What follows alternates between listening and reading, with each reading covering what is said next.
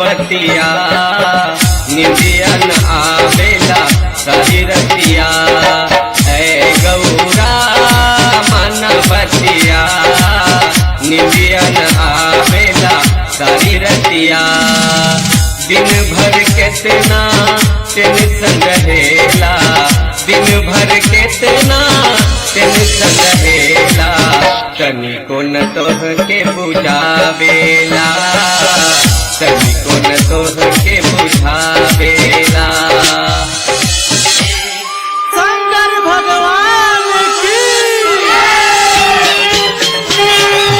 प्रेम से बोलिए डमरू वाले बाबा की। आप मतनी रूपा में देखिए सम्राट प्रस्तुति शंकर भगवान की मोरे भोले दानी तुझे चाहत बानी मोरे भोले दानी तुझे चाहत बानी रउआ खोजत नइखे चाहे हमर परेशानी रउआ खोजत नइखे चाहे हमर परेशानी एक राउर बेटा हमके बहुत सतावेला ऊपर से रउआ हमसे भंगिया पिसावेला अब तो हमारा सहला जाला कोई बतिया तुम्हारो दिन भर कितना टेंशन रहेला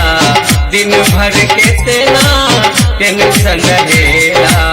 तनिको न तोह के बुझावेला। शंकर भगवान की प्रेम से बोलिए डमरू वाले बाबा की। आप मतनी रूपा में देखिए सम्राट प्रस्तुति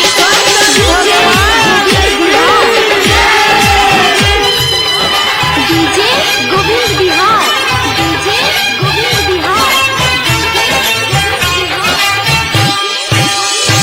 सुन गणेश के माई कहे चालू खिसियाई सुन गणेश के माई कहे चालू खिसियाई खाली भांगिए पीछे में काहे करे लड़ाई खाली भांगिए पीछे में काहे करे लड़ाई भंगिया भी तो सुन ए गौरी हमके भोरे भोर दिन भर फुर्सत मिली न हमके भक्त करेला सोर दिन भर फुर्सत मिली न हमके भक्त करेला सोर। मेरे भोले